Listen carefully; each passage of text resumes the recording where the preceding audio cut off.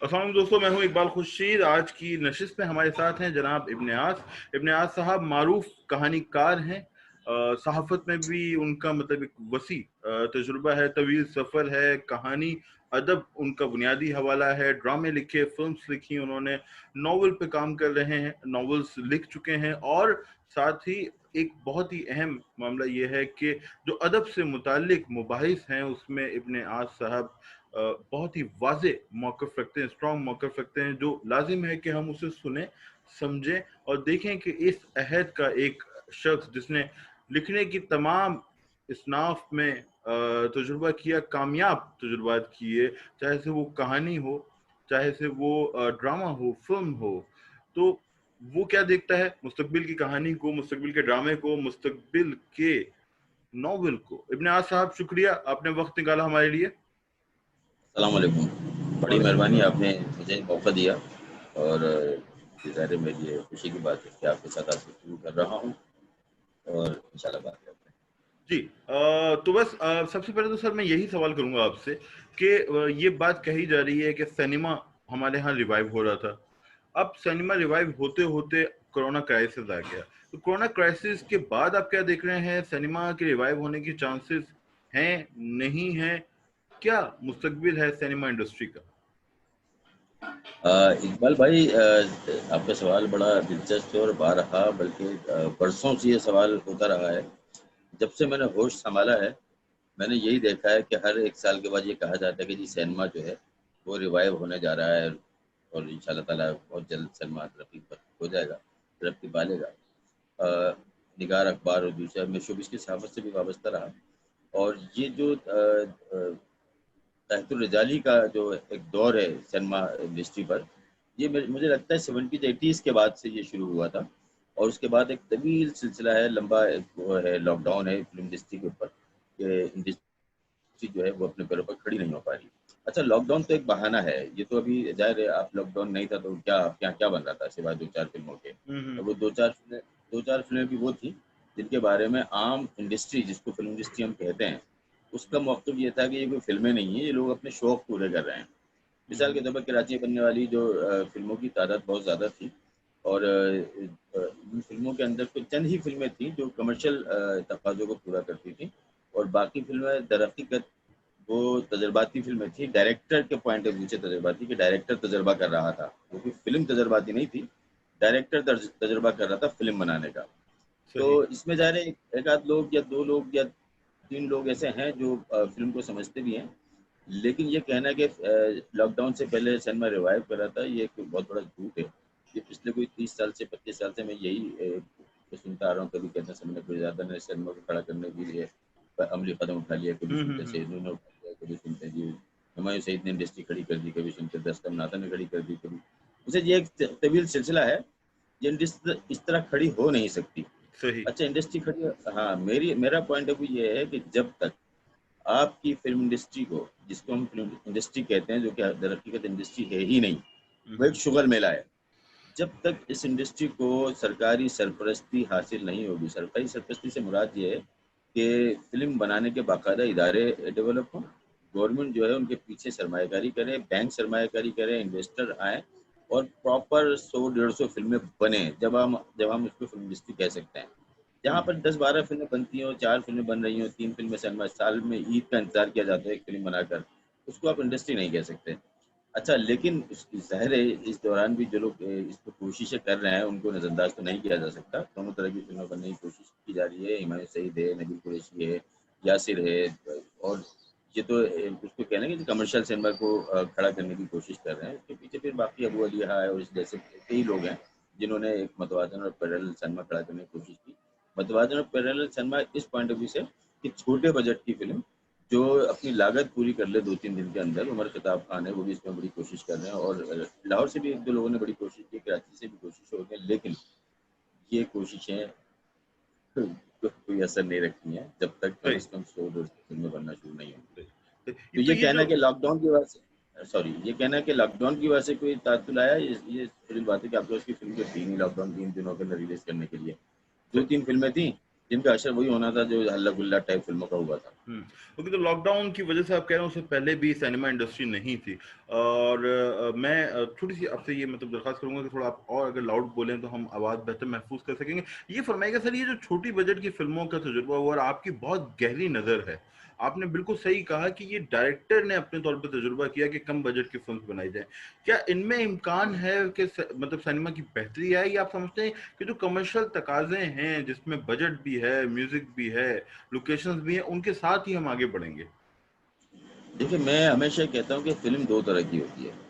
एक वो होती है जो पैसा कमाने के लिए बनाई जाती है, और एक वो होती है इस पर फख्र किया जाता है कि जी हमने ये फिल्म बनाई है। जी, जी। तो हमारे यहाँ फख्र करने वाली फिल्म जो है नहीं बनती है, वो हमेशा पूरी दुनिया में वो छोटे बजट में ही बनाई जाती है, जिसके अंदर आइडियाज से बात होती है, इसमें किसी नॉवल को के ऊपर काम किया जाता है, किसी अफसाने पर काम किया जाता है, कोई नई बात करने की कोशिश की जाती है। जो पैसा बनाने के लिए फिल्म बनाई जाती है वो इसी टाइप की होती है, जिसको आप पंजाबी सिनेमा भी कह लें, जिसको सलमान खान वाला सिनेमा भी कह लें, जिसको अमिताभ वाला सिनेमा भी कह लें।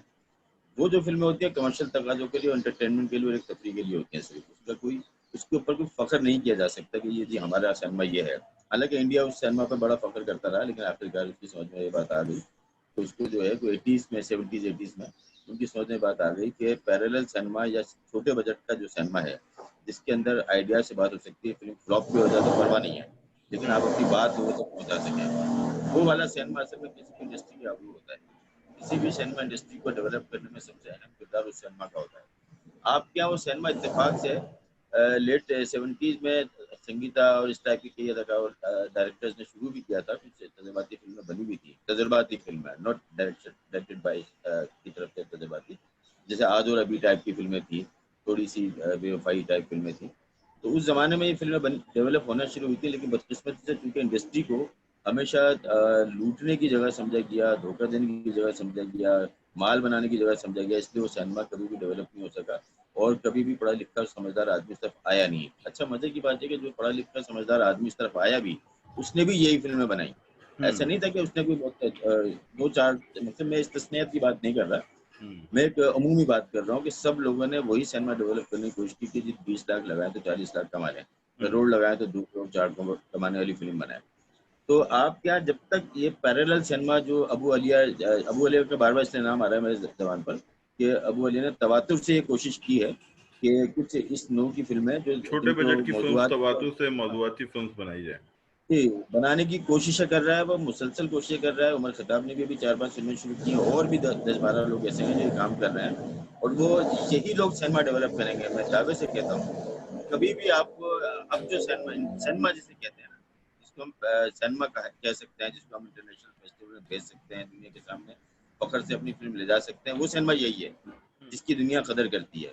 ये जो आपके यहाँ फ़िल्म बनती है ना, पंजाब में जाऊँगी, हालाँकि हिमांशु सैयद का बड़ा कंट्रीब्यूशन है, और या जो सैयद नूर एक फ़िल्म बनाया था मदादन, या इस टाइप की जो भी डाकू रानी और या इस टाइप की जो फ़िल्में बनती रहीं, इकबाल तश्करी बनाते रहे। ये फ़िल्में दुनिया में फ़ख्र के साथ पेश नहीं की जा सकती। ये सबको पता है कि ये एक खुमार है, एक वो लोगों का की हम्म। तफरीह है। मैं भी देखता रहा हूँ ये सारी फ़िल्में, मज़े के लिए जाते हैं। इससे ना कुछ सोचने समझने का वो मिलता है, ना कोई समाजी शऊर की कोई बात सामने आती है, ना सही, लोगों सही। को कोई राह मिलती है कि भाई आप ये सिनेमा देख के निकले तो कुछ सोचते हुए निकलें और कुछ हम्म। बदलाव लाने की कोशिश हम्म। करें। तो सिनेमा असल में एक तहरीक है। ये पैसा कमाने के साथ-साथ पैसा कमाने की भी सबसे बड़ी जगह है, ज़ाहिर है, अगर एक नॉन कमर्शियल फ़िल्म भी अगर हिट हो जाती है, और ऐसे बेशुमार वाक़यात हैं जो नॉन कमर्शियल फ़िल्म हिट हुई हैं या हम्म। संजीदा मौज़ूआत पे बनी है फ़िल्में, जिन्होंने तहलका मचाया है, और वो सिनेमा डेवलप करने में माविन साबित होते हैं। तो आपके यहाँ जितनी भी जब भी सिनेमा डेवलप होगा, इन छोटे प्रोड्यूसर से डेवलप होगा। ये कभी भी नहीं कहा जा सकता कि एक आदमी ने 6 बहुत खूब। फ़िल्में शुरू कर दी, बड़ी, हम्म। हाँ, बड़ी बजट की फ़िल्में शुरू कर दी, उससे सिनेमा डेवलप हो जाएगा। कमर्शियल सिनेमा से कभी भी सिनेमा डेवलप नहीं होता है। कमर्शियल सिनेमा सिनेमा से। के साथ, हाँ, कभी भी सिनेमा डेवलप नहीं होता है। कमर्शियल सिनेमा सिर्फ़ वही है कि जी आप जैसे बाज़ार के अंदर बाहर ठेला लग जाता है, लोग आते हैं और हम्म। रोना रंगीन-रंगीन चीज़ें देख के खरीद के ले जाते हैं। लेकिन जो एक वो जो एक होती है ना कि रिवायती दुकानें, रिवायती एक ईरानी होटल था, या जो भी आप समझ लें इसको, हम्म। कि आपको अपनी बुनियादों पे मज़बूत होना पड़ेगा। अब वो आपका छोटे बजट सिनेमा की फिल्म से ही होगा। वो स्टोरी बेस्ड मूवीज़ होंगी सारी। आइडियाज बेस्ड, स्टोरी उसको बेस्ड फिल्म। तो ये हाँ, बताइएगा सर कि स्टोरी बेस्ड। ये बताइएगा कि हमारे यहाँ चले सिनेमा में तो आपने कहा कि लोग पैसे कमाने आते हैं और ये सारे मामलात हैं, लेकिन जो लिटरेचर है, जो अदब है, वहाँ पे भी हम देखते हैं कि कुछ तकसीम है, पॉपुलर की तकसीम है, संजीदा अदब की तकसीम है, इस पे आपका एक मौक़िफ़ भी है, मैं वो भी जानना चाहूँगा। तो क्या सबब है कि ये बानो कुर्सिया और अशफाक अहमद का लिखा हुआ अदब है, संजीदा अदब में भी एक तकसीम है, हम देखते हैं कि उन्हें उस तरह तस्लीम नहीं किया जाता। लिटरेचर कि मैं जी, जी, हाँ, प्लीज़ आप इज़हार ख़्याल करें। नहीं बोले, आप सवाल पूरा करें। तो मैं ये समझता हूँ कि लिटरेचर के अंदर जो पॉपुलर और क्या कहते हैं लिटरेरी फ़िक्शन की तकसीम है, उसे आप कैसे देखते हैं? असल में इकबाल भाई, मैं ज़ाहिर एक ज़माने से लिख रहा हूँ और मैं ज़्यादातर मैंने पॉपुलर फ़िक्शन ही लिखने की कोशिश की है और मैंने नॉन पॉपुलर फ़िक्शन लिखने की कोशिश ही नहीं की कभी। क्योंकि मुझे ये बात मालूम था कि इसका रीडर ही नहीं है हमारे पास। जो 2, 4, 10, 20 लोग हर दौर में होते हैं, वो सारे वो किसी न किसी के तुफैली होते हैं या किसी न किसी को फ़ॉलो कर रहे होते हैं या किसी न किसी को एडमायर करके उसको ऊपर लेके जाने की कोशिश कर रहे होते हैं। मिसाल के तौर पे समझ लें, पैकेट होते हैं ज़्यादातर। मैंने बहुत इस पे मैं मयारी पर्चों में काम भी करता रहा। मैं महमूद शाम का पर्चा था, अदबी मयार, इसमें मैं जॉब करता था और मैंने वहाँ बहुत करीब से रहकर देखा, तो कई मरतबा खुद भी मैंने अदबी पर्चा निकालने की कोशिश की, प्लानिंग की, तो अंदाज़ा ये हुआ कि वो जो पॉपुलर अदब के मुकाबले में ये वाला अदब, जिसको लिटरेचर कहते हैं, अभी मैं आऊँगा आपके बानो कुर्सी वाले सवाल की तरफ। ये वाला अदब जो है, इसकी हैसियत बस इतनी रह गई है कि इसको आपने लिख दिया, आपके पास पैसे हैं, आपने किताब छाप दी, उसके बाद दोस्तों में तक़सीम कर दी, उसका असर जो है माशरे पर कहीं पर नज़र नहीं आता। मिसाल के तौर पर मैं आपको एक छोटी-सी मिसाल दूँ कि ये जो अदबी रिसाइल हैं या अदबी सतह के जो अफ़साने हैं या नावल हैं, ये माशरे में किसी भी किस्म की तब्दीली करने के काबिल ही नहीं है।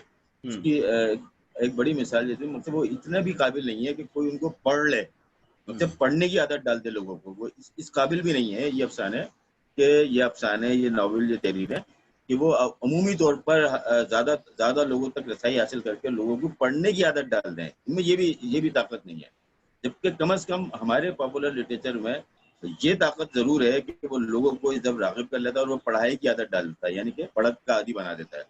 तो ये पढ़त का आदी बनाना और फिर आगे जाके क्लासिकल अदब पढ़ने की तरफ लेके जाना, ये बहुत बड़ा काम है जो पॉपुलर लिटरेचर करता रहा है। ये कभी भी आपका संदीजा लिटरेचर नहीं करता रहा। मिसाल के तौर पे मैं एक बात बताऊँ कि मैं अफ़गार एक रेगुलर उसका क़ारी था, रेगुलर खरीदता था। मैंने सारी ज़िंदगी जब तक वो चलता रहा पढ़ता, मैं रेगुलर खरीदता रहा। इंडिया एक्स से जो 2-4 शुमारे रिसाले आते थे वो मैं खरीदता रहा। क्या पाकिस्तान से अदबियात का मैं रेगुलर खरीदार था, मतलब मैंने बड़ा पैसा इन पर खर्च किया और जब मैं इनको पढ़ता था तो मैं बोलता था, यार ये कौन पढ़ेगा और क्यों पढ़ेगा? ऐसा क्या है? कोई ऐसी नई बात, कोई नई ऐसी, मतलब कम से कम दिलचस्पी से तो इज़हार करते हैं कहानी को अपनी। हुँ, ये भी नहीं, जैसे मैं आपका नावल है, मैंने आपके नावल पे आज तक रिव्यू लिखा नहीं है, मैं उसके लिए माज़रत चाहता हूँ कि मैं आज तक वक़्त नहीं निकाल पाया, क्योंकि मैं जब भी उसको लेके बैठता हूँ, तो ये सोचता हूँ सुकून से लिखूँगा। कोई रिव्यू जो, क्योंकि मैंने नावल मुझे आपका बहुत पसंद आया था, काशिफ़ का नावल मुझे बहुत पसंद आया था। शुक्रिया।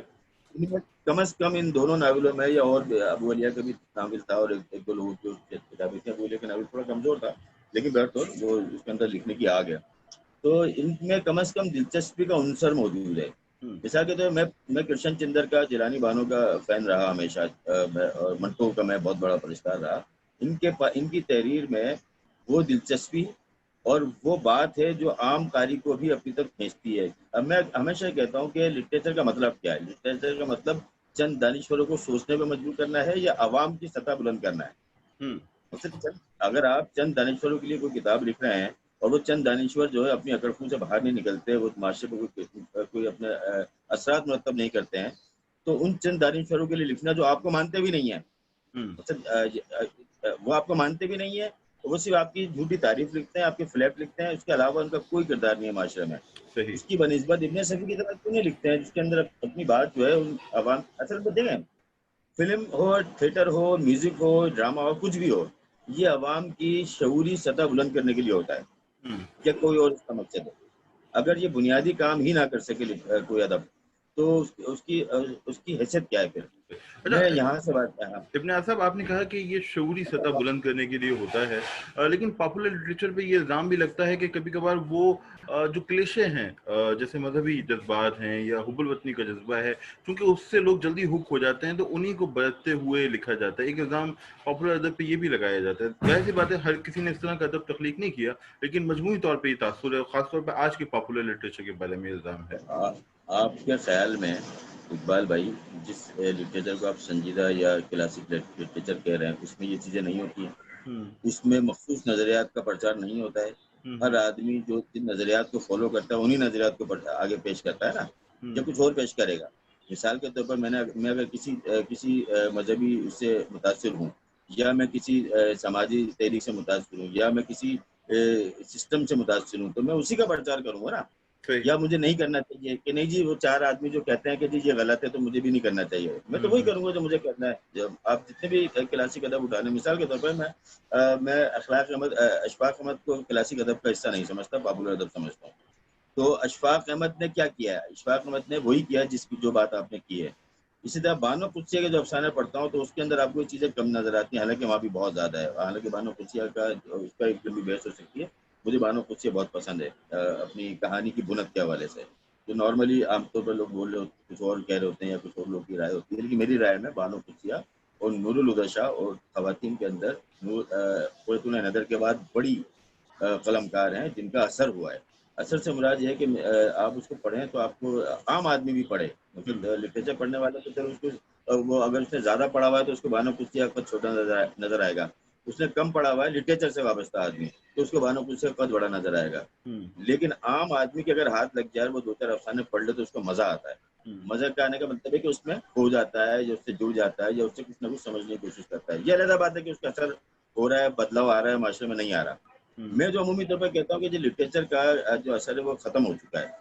अब लिटरेचर का हमारे यहाँ जो लिटरेचर है, उसका सिर्फ एक ही किरदार रह गया कि लोगों को ज़्यादा से ज़्यादा पढ़ने की आदत डालें, इसके अलावा ठीक। आपके यहाँ कोई किरदार नहीं लिटरेचर यानी का। तफरीह तबा ज़ौक़ सलीम की तस्कीन। अच्छा ये बताइएगा सर कि जो ड्रामा है उसके अंदर एक जी, ज़माने में जो ड्रामा राइटर था वो सबसे अहम आदमी होता था। हम कहते थे अशफाक अहमद का ड्रामा है, मुन्नू भाई का ड्रामा है, असगर नदीम सैयद ने लिखा है, अमजद इस्लाम का ड्रामा है। लेकिन अब हम देखते हैं कि जो राइटर है वो स्क्रीन से कम हुआ है। खलील रहमान कमर हो गए और कुछ और इस तरह के नाम हैं, वो अभी हाईलाइट तो हुए हैं मगर मजमूई तौर पर राइटर पीछे गया है। तो ये बात दुरुस्त है कि अब राइटर की डायरेक्टर की हैसियत कम हुई है, प्रोडक्शन हाउसेज और एक्टर की हैसियत बढ़ गई है, या अभी भी उसी तरह के मामलात हैं लेकिन हमें दिखाई नहीं दे रहे?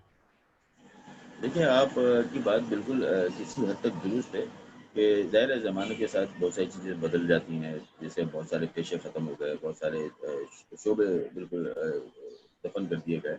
तो वो वक़्त की चाल अपने हिसाब से चलती है। पीटीवी का और इसका आज के दौर का जो ड्रामा है, इसका तज्ज़िया अगर हम करने बैठे हैं, मैं इसके ऊपर गौर किया, मैंने कुछ मज़ामीन भी लिखे थे ज़माने में। पीटीवी के दौर में एक मोनोपोली थी, बड़ी गज़ब की मोनोपोली। उस ज़माने में पीटी मैं आपको बड़ी ईमानदारी से बात कहूँगा, पीटीवी के जो डायरेक्टर थे, उनका समाजी कद उस ज़माने के उन राइटर्स के मुकाबले में बहुत छोटा था। ये सही। ये आगे चल के इस पे बात करूँ। मिसाल के तौर पर हैदर इमाम रिज़वी का जो कद है, वो किसी तौर भी कभी भी नूरुल शाह से बड़ा नहीं था।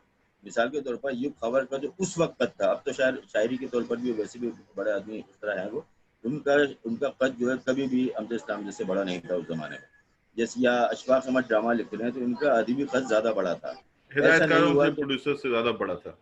क्योंकि वो रेडियो के लोग थे ज़्यादातर, टीवी ने उनको सिखाया था। वो पैदाइशी तौर पर कोई भी वो डायरेक्टर नहीं था कि जी मैं डायरेक्शन के उसमें आया हूँ। जिनको जॉब मिल गई थी वो डायरेक्टर बन गए थे। और उसका नतीजा ये निकला कि आने वाले वक्त में जब इन सारे लेजेंड्स को मुकाबले का सामना करना पड़ा, और उन लोगों से मुकाबले का सामना करना पड़ा जिन्होंने कहीं से तरबियत नहीं ली थी, ये हम्म। सब फ्लॉप हो गए। सही। ये सब गायब हो गए। सिना मोइन भी जिंदा हैं, अमजद भी जिंदा हैं, और मैं बहुत सारे नाम ले दूंगा। वो सब मौजूद हैं। पीटीवी के तमाम डायरेक्टर जिनमें से जिनका इंतकाल हो गया, जो मालूम आ गया, उसके अलावा बेशुमार लोग हैं जो हयात हैं अभी। मिसाल के तौर पर खबर भी मौजूद हैं, एहतराम रिजवी मौजूद हैं, और तहर साहब भी मौजूद हैं। अपना किन किन के नाम लूँ मैं आपको, हम्म। वो सब मौजूद हैं। जिनका इंतकाल हो गया ज़्यादा वो नहीं है, लेकिन ज़ाहिर 30-40-50% लोग मौजूद हैं अभी भी। काजिम पाशाही मौजूद हैं। तो ये लोग आज वो ड्रामा नहीं बना पा रहे जो सड़कें वीरान कर देता, सुनसान कर देता। आज नदीम बेग वो ड्रामा बना रहा है, और हम्म। खलील रहमान कमर वो ड्रामा लिख रहे हैं। ऐसा है नहीं है? हम्म। ऐसा ही है ना? अच्छा, अब ये मामला है कि उस मुकाबले में और इस मुकाबले में ये बिल्कुल मैंने एक मतलब जुमला लिखा था, फेसबुक पे शायद लगाया था, कि ड्रामा जब तक राइटर की शनाख्त था, हम्म। ड्रामे की इज्जत थी। जब ड्रामा राइटर के बजाय डायरेक्टर की शनाख्त बन गया, या प्रोडक्शन की शनाख्त बन गया, और राइटर का नाम जो है वो शूटिंग के दौरान ही स्क्रिप्ट से हटा दिया गया, तो उसके बाद ड्रामे की इज्जत खत्म हो गई। यानी कि हम्म। ड्रामे की इज्जत जो है राइटर के से है। हम्म। अगर राइटर को अहमियत देंगे तो ड्रामे की अहमियत है, वरना नहीं है। नॉर्मली ये मेरा सही। वो तम। लेकिन हुआ ये कि तकाजे बदले।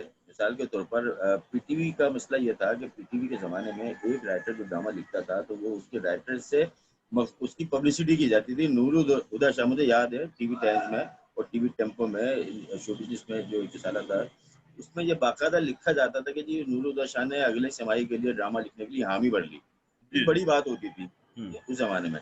लेकिन आज क्योंकि ड्रामा कमर्शियल हो गया है, उस ज़माने में कमर्शियल नहीं था।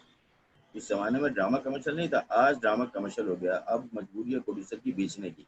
वो उसके 2 मरहले हैं। मिसाल के तौर पर मैं हमेशा बात कहता हूँ कि पीटीवी जो है सबको फ्री में देखने को मिलता था, एंटीना लगा होता था, एक लाइसेंस फीस थी।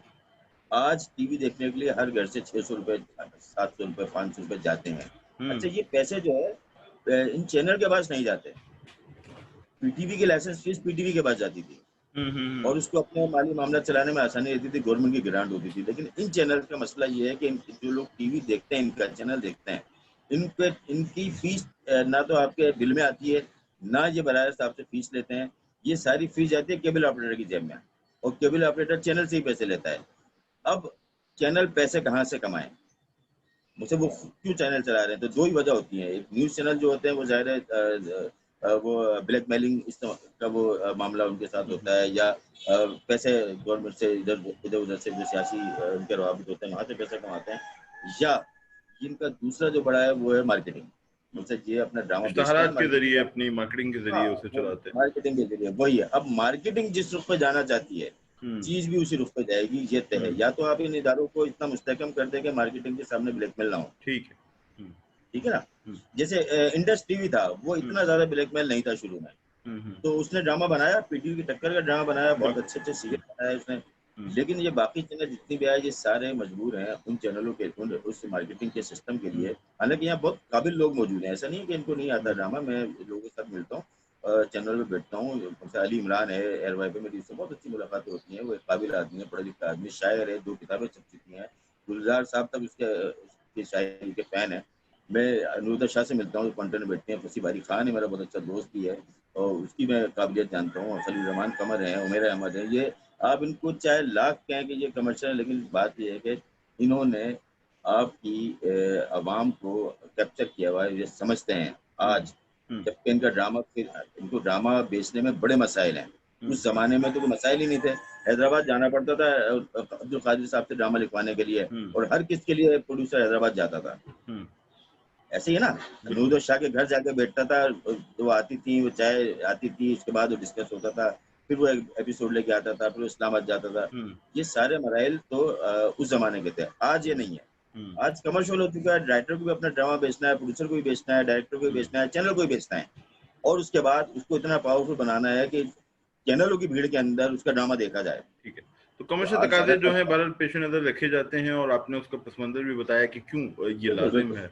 अच्छा, ज़ाहिर-सी बिल्कुल। बात है, मैं जो लोग देख रहे हैं, दोस्त जानते भी हैं इब्न आस साहब का अदब पे, ख़ासतौर पे बच्चों के अदब पे उनका एक गहरा तज़किया है, तबसरा है और इस मैदान में उनका काम भी है। लेकिन वक़्त की किल्लत के बाइस इस सेशन को मैं चाहूँगा कि कभी हम एक बार फिर इब्न आस साहब के साथ बैठें और इस मौज़ू पे बात करें। लेकिन मैं भी ये पूछना चाहूँगा कि जो उर्तुगल को दिखाया जा रहा है पाकिस्तान टेलीविज़न पे, क्या आप इससे मुत्तफ़िक हैं? कुछ लोग इसके खिलाफ हैं, पहली बात। और दूसरी बात ये कि आपने जो अख़बार-ए-जहाँ में इसे लिखने का सिलसिला शुरू किया है, उसका कुछ पस-मंज़र बताइएगा।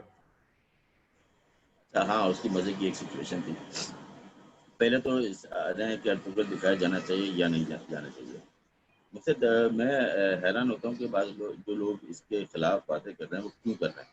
हुँ, मतलब दुनिया का कौन-सा ऐसा चैनल, कौन-सा ऐसा ड्रामा, कौन-सी ऐसा म्यूज़िक एल्बम, कौन-सी ऐसी फ़िल्म लोगों की पहुँच से दूर है, जो आज अर्तुगरुल से डर रहे हैं लोग। हुँ, बात ये है कि अब सब कुछ लोगों के फिंगर टिप्स पर है। हुँ, मतलब अर्तुगरुल जब आया नहीं था, मैं जब उसको तुर्की में देख चुका था।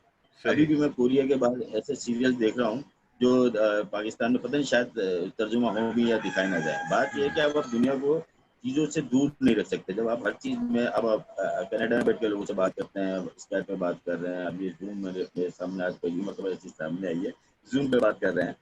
तो बात ये है कि आप मुझसे किस चीज़ से या तो आप अपनी इतनी पावरफुल चीज़ सामने रखें कि आपको आपके पास है, बहुत है, बड़े ऐसे कैरेक्टर मौजूद हैं, आप बना सकते हैं। लेकिन वही बात कि गवर्नमेंट की सरकारी सरपरस्ती नहीं है, हुँ, तो वो लेपापोती वाले मामला चलते हैं। हुँ, तो अवाम को तो ये सब चीज़ें देखना है। मुझसे हुँ, जैसे किसी ज़माने में हम फर्स्ट बर्ड देखने जाते थे सिनेमा पर। मैंने कोई 20 दफा देखी थी फर्स्ट बर्ड।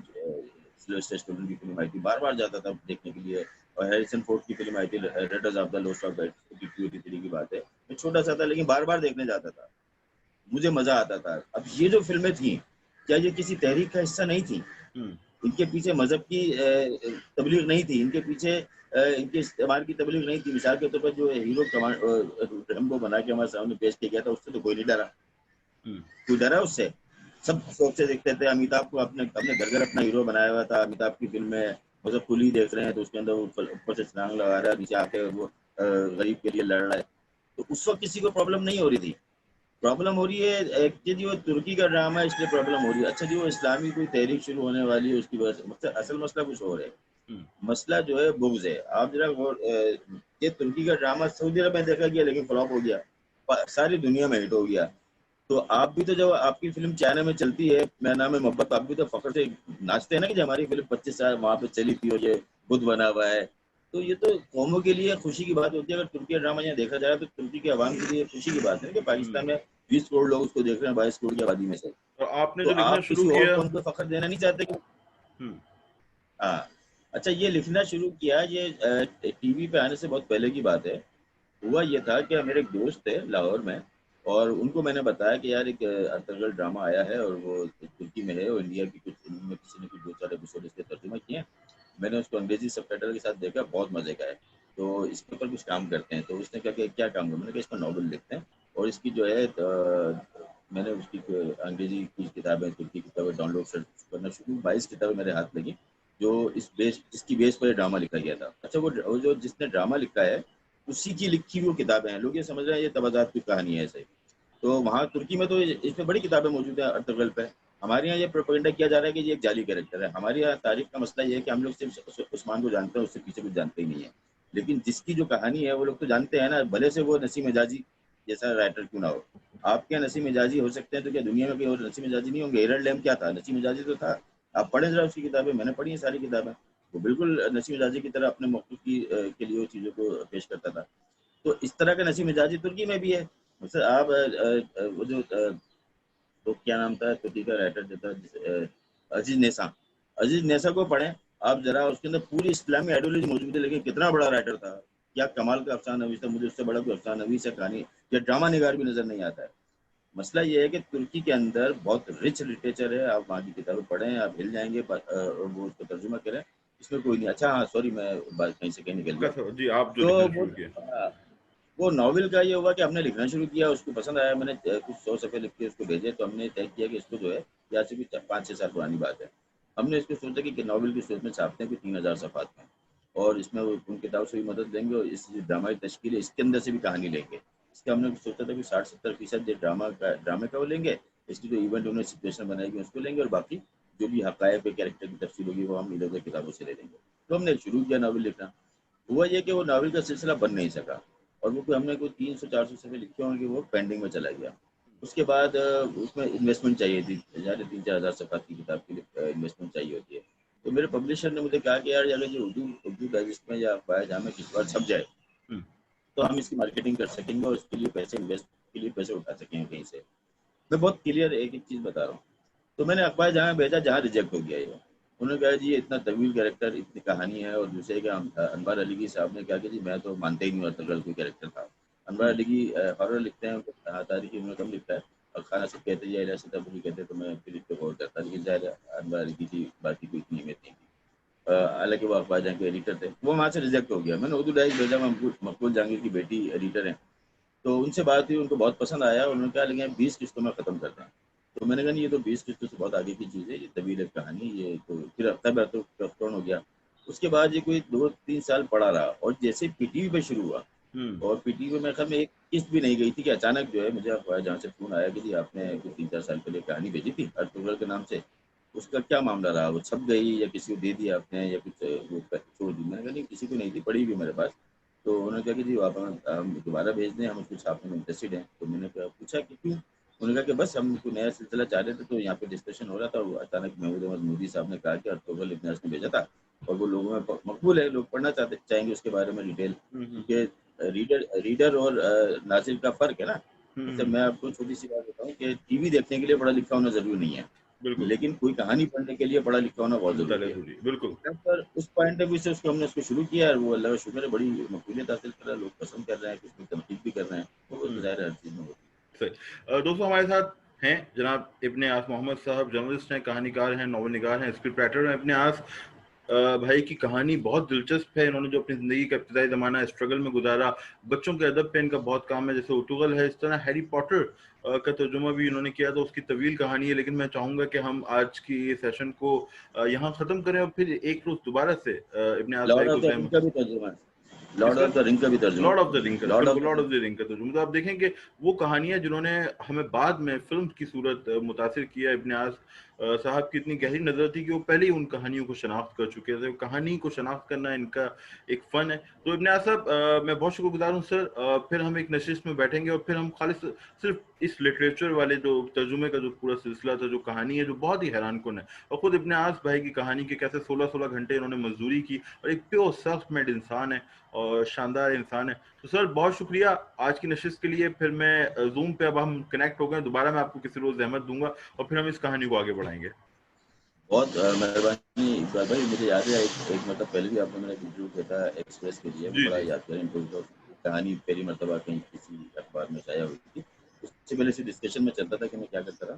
तो ये तजुर्बा भी बहुत अच्छा रहा, आप जूम पे लेके आए मुझे और जूम करके देखा आपने मुझे, बड़ी मेहरबानी। नहीं, इंशाल्लाह ताला इंशाल्लाह हम दोबारा से बात मिलते करेंगे रहेंगे। लिटरेचर के हवाले से। दोस्तों ये थी आज की नशिस्त जरूर। इब्ने आस साहब के साथ। मारूफ कहानीकार हैं, स्क्रिप्ट राइटर हैं, जर्नलिस्ट हैं, और जर्नलिस्ट जो इनका पूरा सफर है और जो तराजीम है उस पर हम दोबारा बात करेंगे फिर नशिस्त में।